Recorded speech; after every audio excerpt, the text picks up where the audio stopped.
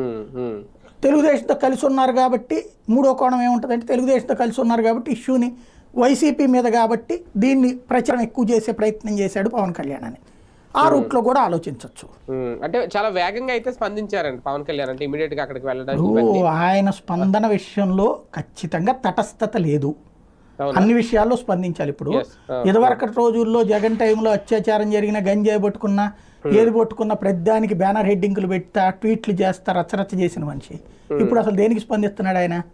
ఉమ్, కేవలం వైఎస్ఆర్ కాంగ్రెస్ పార్టీ వాళ్ళకి చిన్న తప్పు దొరికినా సరే హై లెవెల్ హై పిచ్లో వెళ్ళిపోతున్నారు, మాట్లాడుతున్నారు, కేసులు అంటున్నారు, లోపలేమంటున్నారు, అది అంటున్నారు, ఇది అంటే అంటున్నారు. ఆయన వెళ్ళడం బట్టే మొత్తం రాష్ట్రం అంతా తెలుస్తుంది ఆ అంశం. లేదంటే కడప జిల్లాలో ఏం జరిగింది అనేది ఇలాంటి గతంలో చాలా జరిగింది, ఎవరికి తెలియలేదు కదా. అప్పట్లో ఏడీపీడీ సీఎం వెళ్ళలేదు కదా.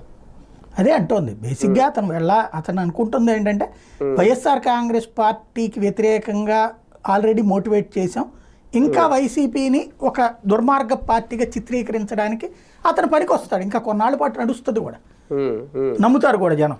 ఎందుకు అంటే కరెక్టే కదా అన్నటువంటిది. రెండవది జనానికి ఎందుకు మీడియాలో వార్తలు రావట్లేదు కదా, అవును. జగన్మోహన్ రెడ్డి వెళ్ళాలి ఆల్టర్నేటివ్గా, ఉమ్, ఉమ్, అతను వెళ్ళట్లేదు కాబట్టి అది పవన్ కళ్యాణ్కి ఆటోమేటిక్గా ఫెచ్చింగ్. అదే కదా. ఇప్పుడు ఒక వైఎస్ఆర్ కాంగ్రెస్ పార్టీ వాళ్ళని కొట్టారు, లేకపోతే ఒక అధికారిని కొట్టారు తెలుగుదేశం వాళ్ళు జనసేన వాళ్ళు, ఉమ్, జగన్ వెళ్ళాలి అక్కడికి, అవును. వెళ్ళి ఆ అధికారులు పరామర్శించారు.